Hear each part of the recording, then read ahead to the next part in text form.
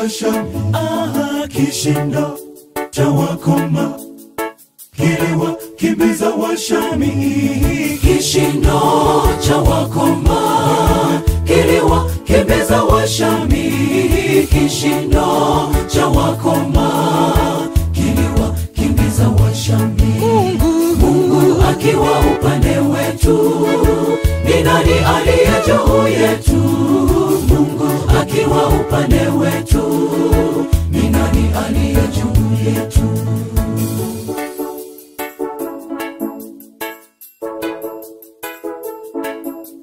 Njaa ilipowakabili wenye ukoma waliotengwa, wakasema kuliko tufe hapa kwa njaa, ni bora twende kambi la Washami. Ni maadui zetu siku zote, twendeni tuombe chakula, na tena huenda tukauawa.